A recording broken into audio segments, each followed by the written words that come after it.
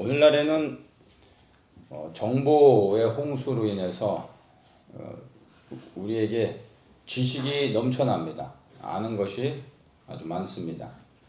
아는 것을 우리는 지식이라고 말하죠. 근데 이 지식이 생각 속에만 머물러 있으면 아무런 일도 일어나지 않습니다. 이 지식이 생각의 영역에서 나와 실천의 영역으로 들어가서 이게 적용되어질 때 이 지식이 능력을 발휘하게 되고 또 어떤 변화를 일으키고 이 지식을 우리가 활용할 때 우리에게 유익함을 갖게 합니다. 어두워진 곳에 어두운 곳을 밝게 하려면 스위치가 있는 곳에 가서 스위치를 올리면 됩니다. 누구나 다 아는 거죠. 그러나 스위치를 올리면 불이 들어온다라는 사실을 안다고 해서 그 스위치를 바라보고 있기만 한다고 불이 켜지는 것은 아닙니다. 내가 직접 스위치가 있는 곳으로 걸어가야 되고 그 다음에 손으로 그 스위치를 올려야 불이 들어오는 겁니다. 그래서 내가 진정으로 무엇인가를 깨달았다고 할지라도 내가 그 깨닫고 알게 된 것을 나의 삶에서 실질적으로 적용하고 또 실천하기 전까지는 내가 아는 것이 이론이고 그냥 상상 속에 머릿속에만 있는 거지 결코 현실 속에서 이루어지는 것은 아닙니다. 그래서 아는 것은 아주 중요합니다. 알아야 무엇인가를 할 수 있습니다. 그러나 아는 것보다 더 중요한 것이 실천하는 것입니다. 실천하지 않으면 아는 것은 아무런 능력이 없는 것입니다. 세상에는 지식을 가진 사람들, 아는 것이 많은 사람들, 이런 사람들이 사실 오늘날 넘쳐납니다. 그러나 아는 것을 가지고 실천하는 사람들은 생각보다 많이 적습니다. 유튜브 같은 걸 보면 성공하는 법칙, 서점에서도 성공에 대한 철학들, 이런 원리들 많이 나오죠. 성공에 대한 원리를 몰라서 사람들이 성공을 못하는 게 아니라 한 번쯤은 이런 그 성공에 대한 어떤 원리들을 이렇게 저렇게 다들 보신 적이 있을까요? 그러면 다 공감되는 겁니다. 그리고 다 아는 겁니다. 그거대로 하면 정말 성공할 수 있다라는 전제를 가질 때 많은 사람들이 그 성공의 법칙을 알고 있어도 성공하는 사람은 항상 졌습니다. 왜냐하면 알지만 실천하지 않기 때문입니다. 생각 속에 잠겨져 있는 사람은 많이 있습니다. 상상의 나래를 피는 사람들은 많습니다. 그러나 실천하면서 아는 것을 현장에 적용하고 그것을 나의 유익함을 삼기 위해 씨름하고 노력하는 사람들은 아주 적습니다. 근데 이것이 교회 바깥에서만 일어나는 일이 아니라 사실은 예수님을 믿는 우리 교회 안에서도 동일한 일들이 일어납니다. 교회 안에 지식을 가진 사람들, 정보를 가진 사람들, 아는 것이 많은 사람들, 이런 사람들이 교회 안에도 넘쳐납니다. 그런데 안타깝게 교회 안에서도 아는 것을 실천하는 사람은 적습니다. 제가 이제 오늘 이야기하려고 하는 게 다른 것이 아닌 바로 기도에 대한 것입니다.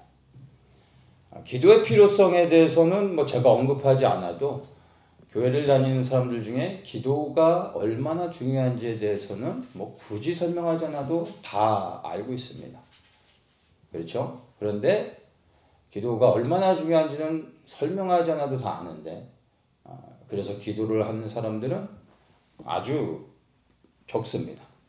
이게 오늘날의 교회 안의 문제입니다. 디모데전서 4장 5절에 하나님의 말씀과 기도로 거룩하여 지민이라 이렇게 말합니다. 말씀과 기도로 거룩하여 지민이라. 말씀은 성경하고 말씀은 다른 겁니다. 성경은 기록되어져 있는 하나님의 말씀, 문자화 되어져 있는 것이고, 말씀은 그 문자화된 글로서 책 안에 들어가 있는 그 하나님의 말씀이 살아 역사여서 실체가 되어지고 그리하여 능력을 행하며 하나님의 뜻을 이루는 것. 이게 말씀인 겁니다. 그래서 여기서 말씀과 기도라고 할 때 성경과 기도가 아니라 말씀이라는 걸 기억하셔야 됩니다. 그래서 이 말씀을 뭐 로고스라고 얘기하는데 이 로고스라는 것이 굉장히 복잡합니다. 근데 우리가 이 말씀이라고 할 때 이 말씀의 의미를 하나님의 뜻, 그리고 하나님의 교훈, 계시, 가르침, 이런 것들로 또 선포, 이런 걸로 생각할 수 있습니다. 그리고 말씀이 육신이 되어서 오신 분이 예수 그리스도이십니다. 말씀이 실제가 되어져서 육으로 이 땅에 오셨습니다. 그리고 예수님께서 말씀을 성취하셨고 또다시 오셔서 완성하실 겁니다. 예수님이 초림하셔서 아버지의 뜻을 이루셨습니다. 그게 무엇입니까? 영혼의 구원입니다. 그리고 다시 오실 때는 이 땅에 하나님의 나라를 회복하시며 구원의 완성을 이루실 겁니다. 그래서 말씀은 책 안에 문자로 갇혀져 있는 것이 아니라 살아 역사하는 능력입니다. 자, 그런데 말씀이 어떻게 성취됩니까? 예수님을 통해서 우리가 보는 거죠. 말씀이 실제로 움직이면서 아버지의 뜻을 이루신 겁니다. 말씀은 역사하는 능력이 되는 겁니다. 그래서 이 말씀의 성취는 예수님을 통해서 보면 순종함을 통하여 말씀이 성취되고 있다는 것을 우리가 알 수 있습니다. 그리고 예수님이 다시 오셔서 아버지의 뜻을 완성하실 겁니다. 그렇다면 순종은 무엇입니까? 순종은 아는 것입니까? 실천하는 것입니까?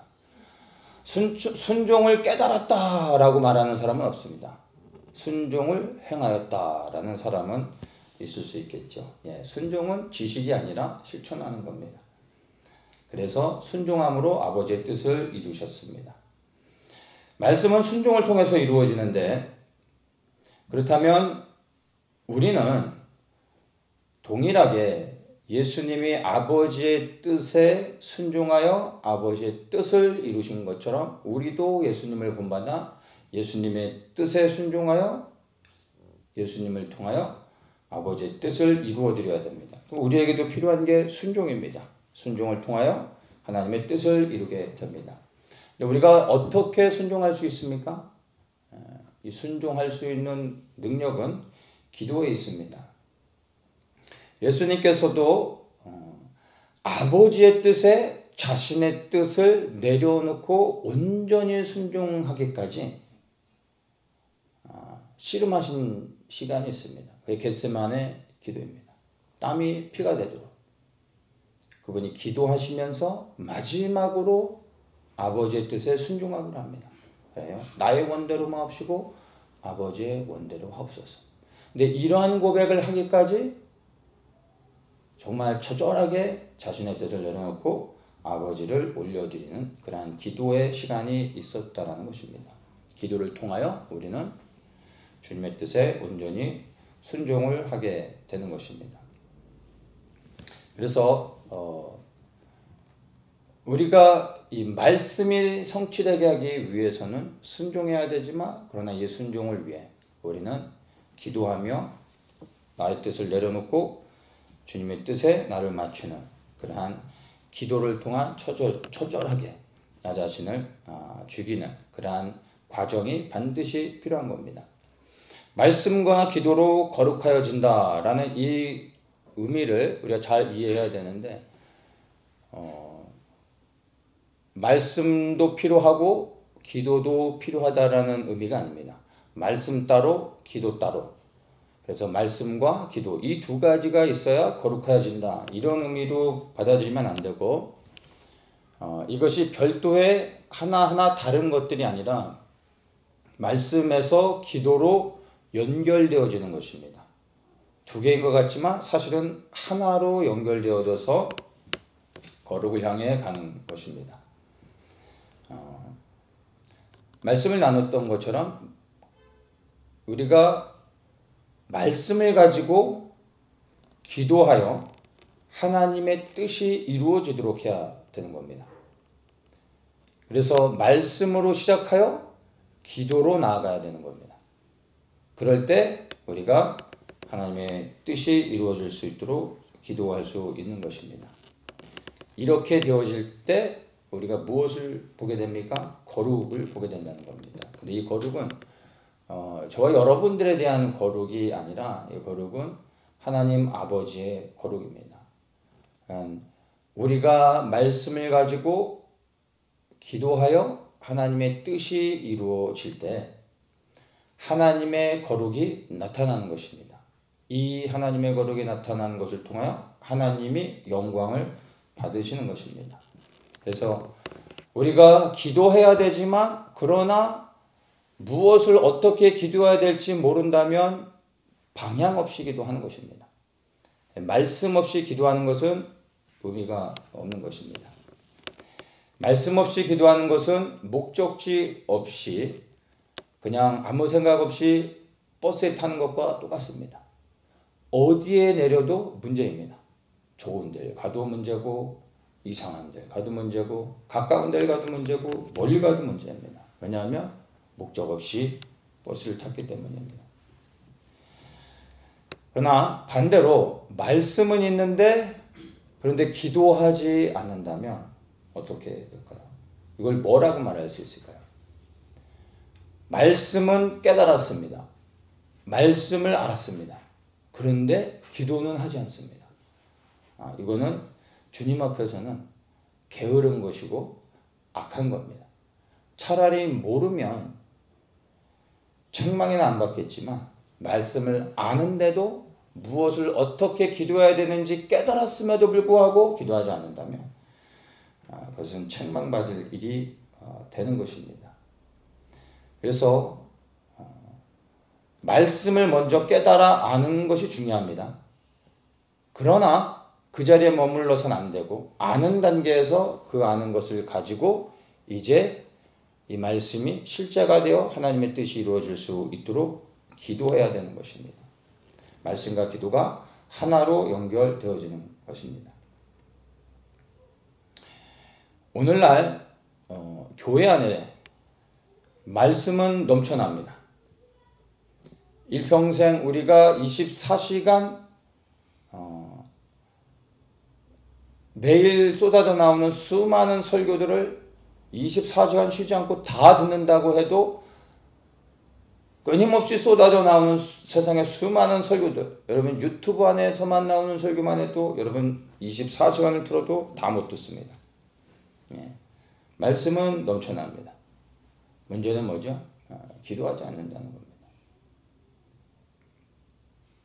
오늘날 교회가 능력을 잃어버린 이유는 말씀이 부족해서가 아닙니다. 기도하지 않기 때문입니다. 어느 분의 이야기를 들었는데 어느 교회에서 이제 어떤 기도 제목을 갖고 우리 주님을 한번 부르짖고 간절히 3분 동안 기도하겠습니다 하고 쭉 부르짖고 기도를 했답니다. 그런데 3분도 지나기 전에 종을 치고 기도를 끝내더랍니다. 이게 오늘날 대부분의 많은 교회에서 보게 되는 그러한 현상이 아닌가 생각을 합니다. 주님께서도 말씀하셨습니다. 내 집은 기도하는 집이 되어야 한다. 교회에 말씀이 넘쳐납니다. 그리고 교제도 있습니다. 여러 가지 많은 이벤트도 있습니다. 세미나도 있고 교회 안에 요즘 부족한 게 없습니다. 식당도 있고 카페도 있고 넓은 주차장도 있습니다. 모든 걸 갖췄습니다. 그런데 기도는 없다는 겁니다. 왠지 아세요? 다른 것들은 모방할 수 있습니다. 흉내낼 수 있습니다.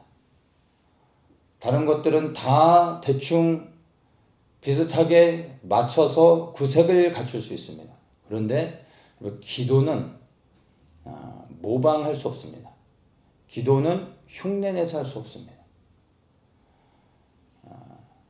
오늘 설교를 가지고 카피해서 자기가 하는 것처럼 설교하는 사람들도 많습니다. 모방할 수 있습니다. 조금 이렇게 가공해가지고 조금 바꿔서 할 수도 있습니다. 여러 가지 행사나 이벤트, 외형적인 것들 다 따라갈 수 있습니다. 근데 기도는 절대로 모방하지 못합니다. 왜냐하면 기도는 말 그대로 해야 되기 때문입니다. 시간을 들여야 되고 정성을 들여서 해야 되는 겁니다. 그래서 오늘날 교회가 모든 것이 있지만 기도가 없습니다. 제가 미국에 있을 때 되게 오래된 이야기인데 미국에 가서 다음 해 미국에 간 후 한 해가 지나서 제가 이제 저의 스승이 되시는 목사님을 이제 다른 어떤 분의 소개로 성경 공부를 참여하게 되면서 이제 교제를 하게 됐어요. 이제 성경 공부 4주간의 성경 공부가 있었는데 성경 공부 끝나고 제가 이제 목사님이 매주 토요일마다 인도하시는 치유 집회를 참여하게 됐습니다. 치유 집회를 이제 토요일 날 그 오후에 하시는데 제가 이 치유 집회를 한번 참여하고서 무슨 생각이 들었냐면 내가 이제 이 치유 집회를 매주 와야 되겠다라는 마음에 결단을 했습니다. 이게 별거 아닌 것 같을지 모르겠어요. 근데 그 당시에 제가 30대 초반이었고 교회도 열심히 잘 다녔지만 세상에서도 멋있게 살았었습니다. 그래서 별로 이렇게 주님이 보실 때 경건한 사람은 아니었습니다. 토요일은 캘리포니아에서 토요일은 such a wonderful day입니다. 1년 내내 너무나 좋은 환경에 토요일은 제일 바쁜 사실 날입니다. 그래서 토요일마다 비치를 가거나 아니면 바베큐 파티를 하거나 아니면 축구 시합이 있거나 혹 뭐 테니스 시합이 있거나 이런 게 아니면 항상 거의 대부분 비치를 아이들 데리고 항상 토요일은 비치를 다닙니다. 그리고 캘리포니아가 모든 세상의 엔터테인먼트들이 다 있거든요. 디즈니랜드, 레고랜드, 시월드, 유니버셜 스튜디오, 노츠베리팜 뭐 하여튼 엄청나게 많습니다. 제가 다 멤버십을 갖고 있어서 사람들을 제가 가이드를 해줘도 될 정도로 뭐 수도 없이 항상 다녔습니다. 토요일날 그렇게 바쁜 제가 한번 참여하고 내가 이거를 계속 참여해야 되겠다 라는 생각을 하게 됐어요. 왜냐하면 왜 그렇게 생각이 들었는지 모르겠는데 내가 이 치유 집회를 계속 참여할 수 있을 것 같지는 않다라는 생각이 들었어요. 언젠가는 어떠한 이유에서건 더 이상 이 집회를 참여하지 못하게 될 것 같은 생각이 들었어요. 그게 어디서 비롯된 건지 모르겠지만 내가 이제 사정이 생겨 참여하지 못할 수도 있고 이제 이 집회가 이제 뭐 중단될 수도 있겠다 이런 하여튼 생각이 들었어요. 제가 뭐 치유가 필요한 사람이어서 간 거는 아닙니다. 근데 그래서 하여튼 그 처음 참여한 이후로 제가 한 주도 빠짐없이 치유 집회를 갔습니다. 딱 1년 반 지나서 목사님이 교회를 갑자기 접으셨어요. 그리고 하나님께서 부흥사로 보내셔서 교회를 접고 이제 해외로 나가시기 시작했어요. 정말 딱 1년 반 지난 후에 더 이상 참여하고 싶어도 참여할 수 없게 됐어요. 저는 1년 반을 참여했지만 목사님은 이제 목회를 하는 5년 동안 치유 집회를 하셨어요. 근데 제가 이 치유 집회를 참여하면서 지금 돌아서 생각하면 그때 짧다면 짧은 시간이었지만 그러나 제게 있어서 굉장히 훗날에 제가 뭐 그 당시에 목사가 될 걸 알았겠습니까? 전혀 생각하지 못했죠. 그런데 모든 어떤 훈련들의 기초적인 과정들 또 준비되는 시간들이 되었습니다. 이제 목사님이 30분을 이제 키보드를 치면서 찬양을 직접 하시고 끝나면 한 30분 정도 말씀을 전합니다. 말씀은 오직 예수만을 전하시고 또 회개의 메시지만을 전하십니다. 늘 똑같은 주제로 1년 반 동안 정말 지겹도록 오직 예수도 계속 듣다 보면 생각보다 쉽지 않습니다. 그런데 듣는 사람보다 더 힘든 거는 똑같은 걸 말하는 사람이 아닐까 싶어요. 그런데도 끊임없이 오직 예수만을 얘기하고 회개를 얘기합니다. 지금도 똑같더라고요. 아니 참 흉내내면 이렇게 못합니다. 흉내내는 게 아니니까 가능한 거죠. 그리고 30분 메시지가 끝나면 그 다음에는 이제 치유가 필요한 사람들을 초청해서 앞에 나오게 하고 그래서 안수해서 치유 기도를 해줍니다. 그리고 이제 다른 시간들은 이제 개인 기도로 들어갑니다. 음악을 틀어놓고 목사님도 기도하시고 사람들이 참여한 사람들이 다 기도를 합니다. 기도를 하는 중에 이제 목사님이 어느 정도 시간이 지나면 다니시면서 한 사람 한 사람 그 집회에 참여한 모든 사람들을 위해서 기도해 줍니다.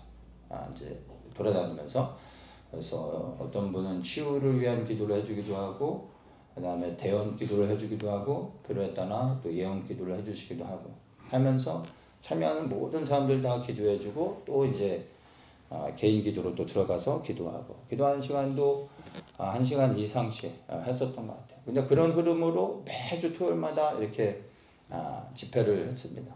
저는 치유가 아닌 이 전체 그 예배 시간들을 통해서 지나고 나서 많은 유익함을 얻었다는 것을 나중에 한참 시간이 지난 후에 알게 됐습니다.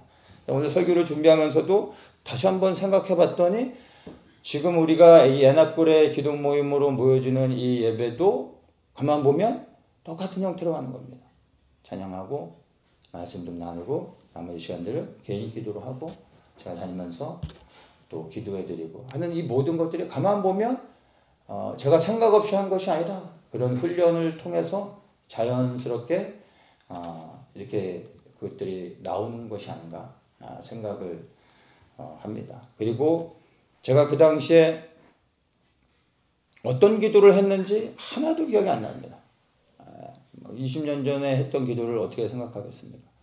기도는 하나도 생각이 안 나지만 그러나 그 시간들, 기도했던 그 시간들이 정말 하나님 앞에 훈련되어지고 준비되는 시간들이었고 그때 들었던 말씀들이 하나도 생각은 안 나지만 그러나 제 영혼에 아주 유익함이 되는 말씀들로 제가 세워지게 됐다는 것을 분명히 말할 수 있습니다. 그리고 때가 되어졌을 때 이제 그렇게 훈련되어졌던 것들이 제 안에서 이제 다시 나타나게 하시고 또 사역 가운데 적용할 수 있도록 해주셨던 겁니다.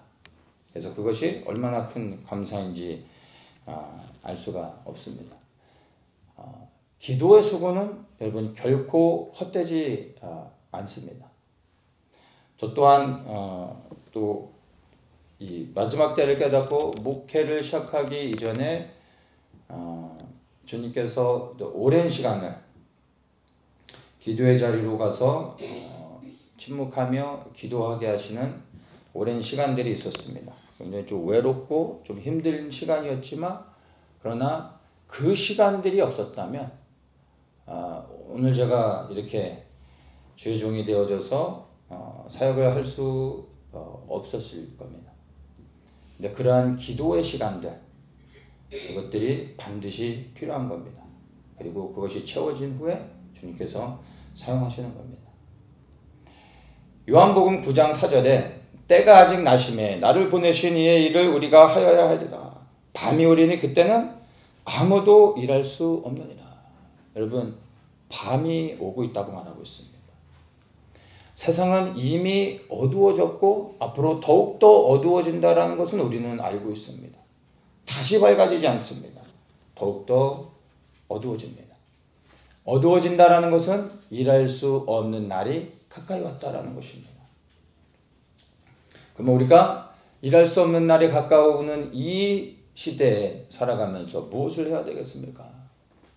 준비되어야 되는 겁니다. 주님의 뜻이 이루어질 수 있도록 밤이 완전히 어두워지기 이전에 이제 주의 뜻이 이루어질 수 있도록 우리가 수고하며 땀 흘려야 됩니다. 그 수고가 무엇입니까? 기도의 수고로 주의 뜻이 이루어질 수 있도록 기도해야 된다는 것입니다. 로마서 13장 12절에 밤이 깊고 낮이 가까웠으니 그러므로 우리가 어둠의 일을 벗고 빛의 갑옷을 입자. 어둠이 점점 깊어질 때 우리는 빛의 갑옷을 입어야 된다고 말합니다. 빛의 갑옷을 입는다는 게 무슨 의미일까요? 갑옷을 입어야 된다는 거, 무장되어야 된다는 거 우리는 너무나 잘 알고 있습니다. 무엇이 갑옷을 입는 것입니까?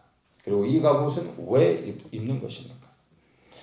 에베소서 6장 13절에 그러므로 하나님의 전신갑주를 입으라, 취하라. 이 말씀 우리가 너무나 잘 알지 않습니까? 하나님의 전신갑주를 취해야 됩니다. 근데 왜 하나님의 전신갑주를 취해야 됩니까? 쭉 지나가서 18절에 이렇게 말합니다. 모든 기도와 간구로 하되 무시로 성령 안에서 기도하고 이를 위하여 깨어 구하기를 항상 힘쓰며. 무슨 말입니까? 우리가 무장되어야 하는 이유는 싸워야 하기 때문이라는 겁니다. 근데 싸운다라는 것을 무엇으로 설명합니까? 기도라는 겁니다. 기도가 싸우는 겁니다. 그래서 무장되어야 한다는 것입니다. 전신갑주를 취해야 된다라는 것을 모르는 사람은 교회 안에 없습니다. 그러나 기도하는 사람은 적다는 겁니다. 예수님도 항상 기도하셨습니다. 사역이 끝나면 제자들과 편히 식사도 하면서 쉬면 좋을 텐데 제자들과 무리를 다 보내고 홀로 한적한 곳에 가셔서 기도하셨습니다. 새벽 미명에 홀로 산에 가셔서 기도하셨습니다. 우리가 볼 때 예수님은 기도가 필요가 없으신 분 같은데 누구보다도 기도하셨다는 겁니다. 우리가 잘 아는 것처럼 마지막으로 아버지 뜻에 온전히 순종하기 위하여 겟세마네에서 땀이 피가 되도록 기도하셨습니다. 예수님의 제자들 베드로와 요한도 오후 3시가 되면 시간을 정해놓고 예루살렘 성전에 올라가 기도하였습니다. 시간을 정하여 기도하였다는 것입니다. 어느 날 제자들이 귀신 들린 아이를 고치지 못해서 아버지가 이제 아이를 데리고 예수님께 옵니다. 예수님께서 치유해 주시고 돌아갑니다. 제자들이 나중에 묻습니다. 왜 우리는 쫓아내지 못했습니까? 라고 말할 때 예수님이 뭐라고 대답하셨습니까? 기도 외에는 이런 귀신이 나가지 않는다. 예수님의 이름의 능력이 부족했던 것이 아니라 제자들이 기도가 부족했던 겁니다. 기도해야 된다는 겁니다. 그리고 기도해야 하나님의 권세와 능력이 나타나는 겁니다. 이 기도는 하늘의 정사와 권세, 그 능력을 멸하는 성령의 권능이 되는 겁니다. 안다고 믿는다고 이러한 능력이 우리에게 임하는 것이 아니라 기도해야 임하는 겁니다. 기도해야 승리를 경험할 수 있고 기도해야 하나님의 역사가 이루어지는 것입니다. 그래서 우리는 하나님의 전신갑주로 무장되어져서 기도의 싸움을 해야 된다는 겁니다. 제자들이 예수님을 버리고 다 도망을 가버립니다. 왜 도망갔는지 아십니까? 기도하지 않았기 때문입니다. 예수님께서 겟세마네에서 기도하시다가 2번 기도하시고 제자들에게 돌아왔을 때 여전히 자고 있었습니다. 시험에 들지 않도록 깨어 기도하라 라고 말씀하셨습니다. 그리고 3번째 가서 기도하셨습니다. 제자들은 여전히 잠을 자다 사람들을 마주하게 되고 예수님을 버리고 도망가게 됐습니다. 예수님이 알려줬음에도 불구하고 깨어 기도하지 않았기에 예수님을 부인하고 버리고 도망갔던 것입니다. 제자들이 예수님을 몰랐기 때문에, 말씀에 대한 깨달음이 없었기 때문에, 예수님한테 제대로 배우지 않았기 때문에 예수님을 버리고 도망갔습니까? 아니죠.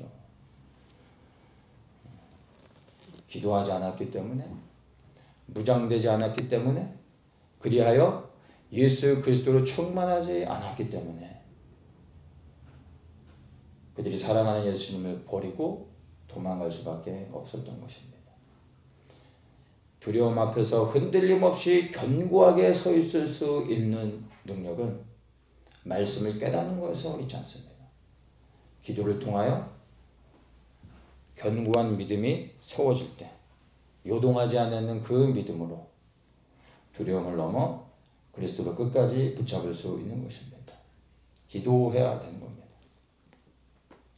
또 왜 기도해야 되는지를 우리에게 말해줍니다. 베드로전서 4장 7절에 만물의 마지막이 가까웠으니 그러므로 너희는 정신을 차리고 근신하여 기도하라.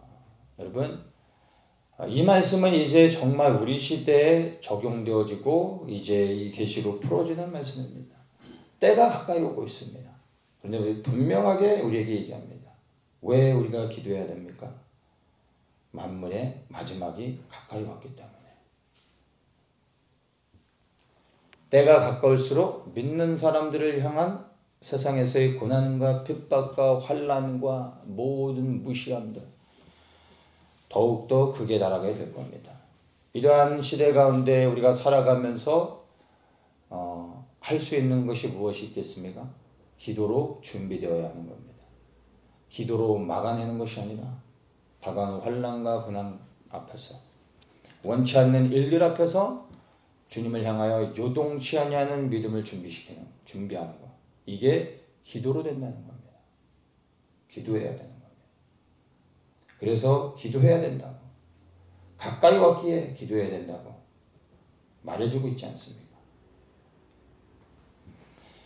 그러면 어떻게 기도를 해야 될까요? 식사 기도할 때 뜨겁게 기도하면 되겠습니까? 하루에 시간을 정해놓고 기도하면 되겠습니까? 교회 나와서 잠깐씩 기도하면 되는 겁니까? 골로새서 4장 2절에 기도를 항상 힘쓰고 기도에 감사함으로 깨어있으라. 뭐라고 얘기합니까? 기도를 항상 힘쓰고 항상 기도하라 이렇게 말하고 있습니다. 로마서 12장 12절에 소망 중에 즐거워하며 환난 중에 참으며 기도에 항상 힘쓰며. 이 말씀은 환난 가운데 있는 지하교회 성도들을 향하여 하는 말입니다. 너희들이 지금 환난을 겪고 있지만 그러나 환난 중에 인내하라.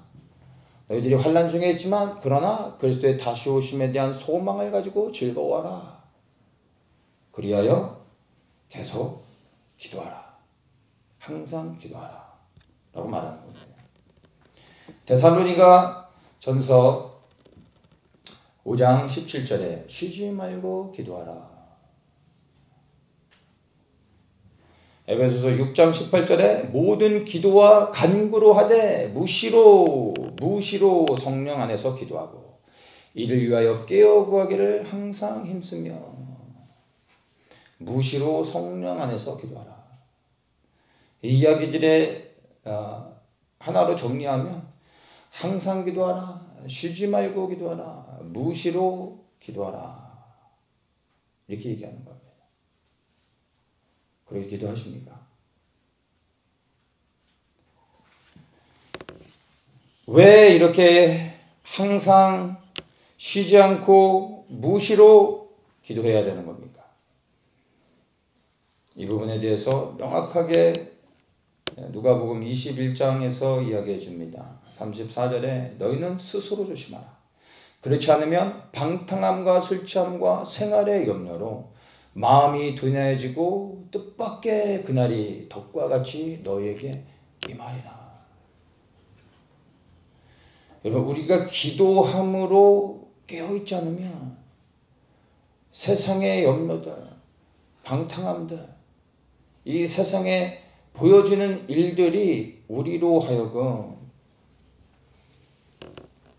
마음을 둔하게 하여 그리스도가 아닌 다른 것을 바라보다 우리의 마음이 흔들려 그리스도를 버리게 된다는 것입니다. 이러한 일은 모든 사람에게 임하게 될 것이라고 말합니다.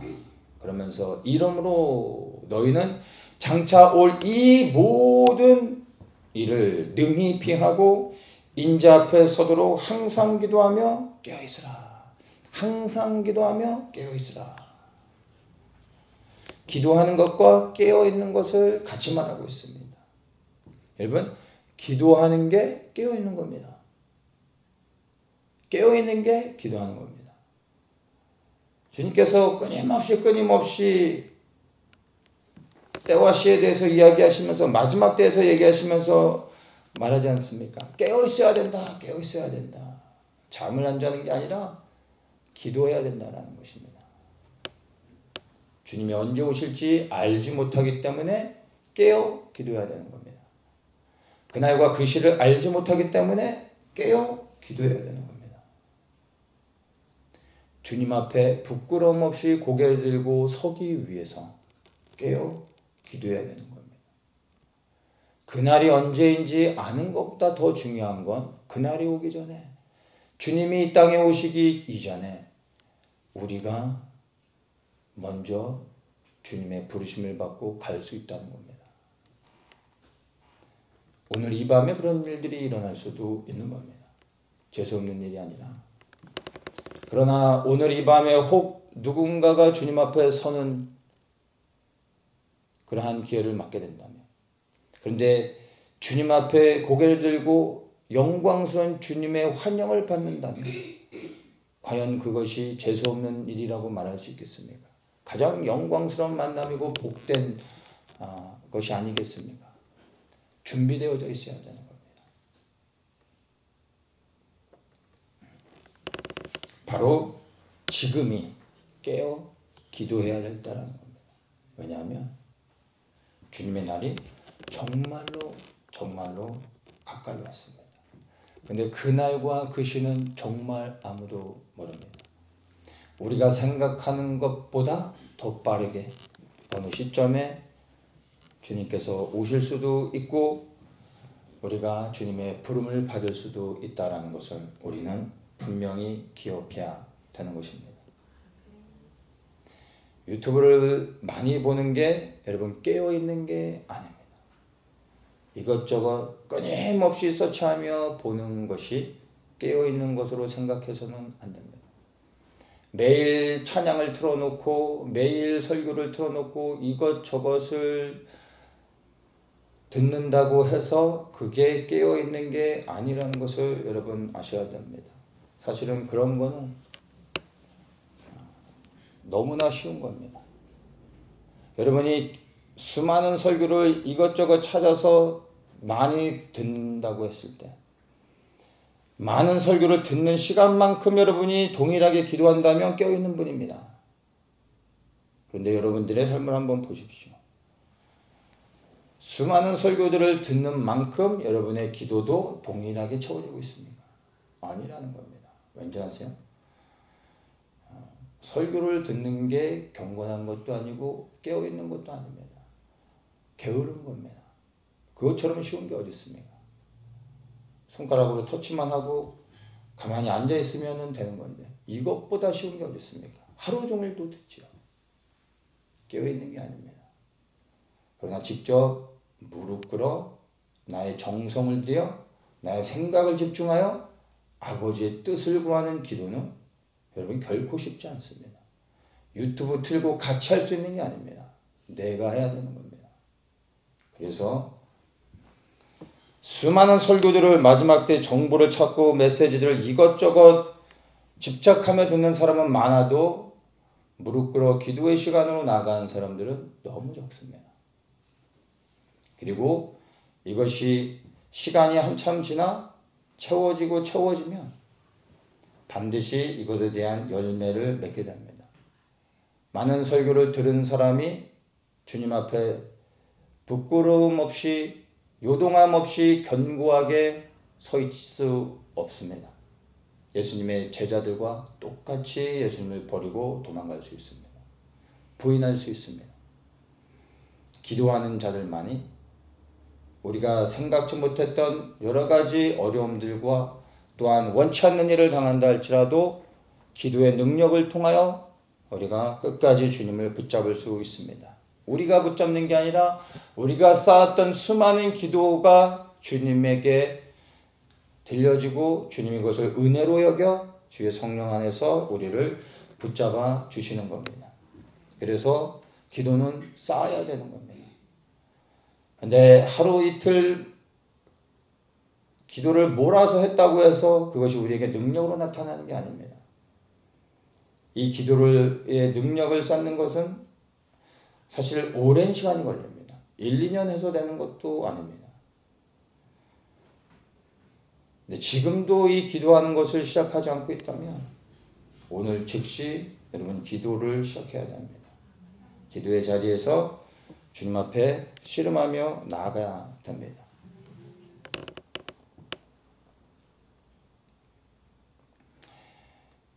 집에서 기도하고 있기 때문에 교회에서는 굳이 피곤하게 나와서 기도할 필요가 있을까 생각하는 사람들도 있습니다. 그러면 기도가 아닌 예배는 뭐하러 드리러 나옵니까? 유튜브에서 멋있는 예배들도 얼마나 많은데. 혼자 기도하는 것 너무 필요합니다. 근데 그거는 베이스입니다. 기도의 베이스입니다.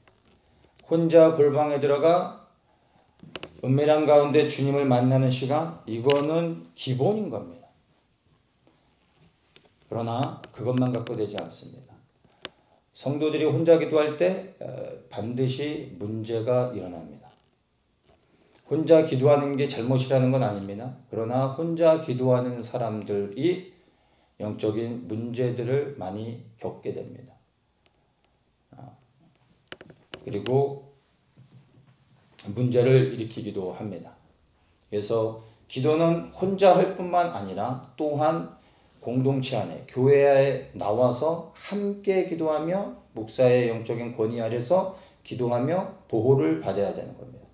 절제되어져야 되고 그리고 감독이 되어져야 됩니다.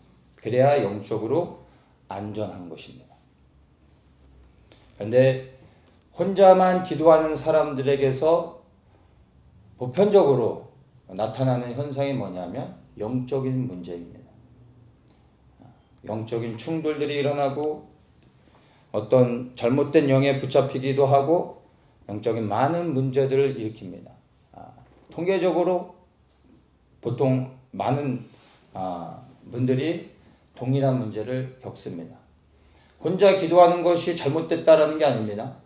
그러나 그것만 가지고서는 부족하다라는 겁니다. 그리고 나와 함께 기도할 때 모여 기도하는 것 가운데서 받을 수 있는 영적인 은혜는 혼자 기도하는 것과 다릅니다. 그건 여러분이 아시지 않습니까? 예수님의 제자들도 함께 모여 기도할 때 성령의 충만함을 받았습니다. 예수님이 함께 모이라고 하였고 흩어지지 말라라고 하셨습니다. 그들이 함께 모여 기도할 때 성령의 충만함을 받았던 것처럼 우리가 함께 모여 하나의 기도 제목을 가지고 하나님의 뜻이 이루어지길 위해 함께 기도할 때 그 기도의 파워는 혼자 기도하는 것과 비교할 수 없는 겁니다. 그리고 혼자 기도할 때 받는 성령의 감동과 은혜보다 함께 모여 기도할 때 받는 성령의 충만함은 다릅니다. 그리고 베드로와 요한 또한 자기 집에서 편안하게 기도했던 것이 아니라 시간을 정하고 예루살렘 성전에 올라가 기도하는 수고를 기꺼이 감당했다는 것입니다. 왔다 갔다 하는 시간들 계산하면서 차라리 집에서 말씀을 더 보고 기도하는 시간을 늘리는 게 더 유익한 것처럼 생각할 수 있지만 그렇지 않다는 겁니다. 교회를 나오는 수고를 드리는 그 시간 그리고 그러한 마음의 결단 이것들이 곧 훈련인 겁니다. 이러한 훈련들이 결국에 나를 견고히 세우며 나중에 요동치 아니하는 담대함을 가질 수 있는 은혜를 얻게 되는 것입니다. 여러분 기도하고 싶어도 기도할 수 없을 때가 옵니다. 지금 기도를 쌓지 않으면 나중에는 기도를 쌓을 수 없습니다. 저도 사역을 시작하기 전에 사역자로 주님께서 부르시기 전에 광야에 몰아넣으시고 기독해 하는 시간들이 있었는데 한 4년 정도를 집중해서 기도했습니다. 근데 그 시간들이 정말 좀 힘들고 외롭지만 그 시간들이 없었으면은 지금 이렇게 사역할 수 없었습니다. 근데 지금 돌아서 생각하면 내가 조금 더 기도했었더라면 좀 더 뜨겁게 기도하며 더 많은 시간을 들여 기도를 쌓았더라면 하는 생각이 안 들 수가 없는 겁니다.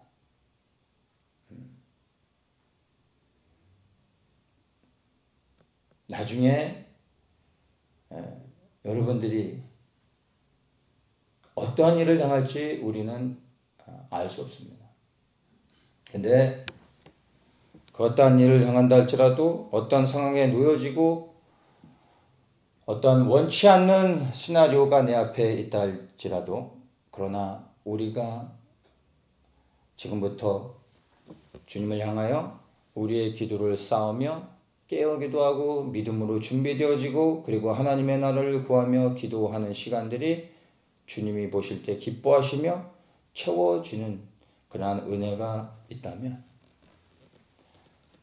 우리가 스스로 설 수 없는 그때 그리하여 주님을 버릴 수밖에 없는 그때 도망칠 수밖에 없는 상황 가운데서 해결할 수 없는 문제 가운데서 내가 주님을 놓을 수밖에 없는 그러한 위기 가운데서 주님의 도우심의 손길이 나를 붙잡아 주시며 일으키시고 그리고 넉넉히 통과하게 하시는 은혜를 경험할 수 있게 됩니다. 그런데 쌓아놓은 기도가 없다면 그리하여 주님의 은혜를 받을 만한 그러한 준비가 되어져 있지 않다면 우리는 넘어지게 될 것입니다. 우리가 정말 지식적으로 깨달아 알고 그 주님의 재림이 속히 이루어질 일이라는 것을 믿는다면 여러분 우리는 즉시 기도의 자리로 나아가야 됩니다. 그리고 그 기도를 위해 우리가 버려야 될 것들, 포기해야 될 것들 많이 있습니다. 이게 결코 쉽지 않습니다. 그런데 여러분 생명을 얻기 위해 생명을 드려야 되는 것처럼 기도함을 통하여 우리가 주님 앞에 온전히 서기 위해서 우리에게 있어서 버려야 될 것들, 포기해야 될 것들, 내려놓아야 될 것들, 그리고 육신의 수고를 해야 될 모든 것들 무엇인지를 생각하며 여러분 기꺼이 주님을 위하여 그리고 나의 영혼의 구원을 위하여 그리고 이 땅에 이루어질 그리스도의 영광스러운 나라를 위하여 여러분 기도의 자리로 가십시오. 그러면 무엇을 기도해야 될지 몰라도 괜찮습니다. 주님이 여러분의 입술을 열게 하시고 성령께서 깨닫게 하시며 아버지의 마음 안에 있는 것들을 어느 날 하나하나 부어주실 겁니다. 그리고 그 주님의 부어주시는 은혜 안에서 머물며 기도하면 되는 겁니다. 기도하겠습니다.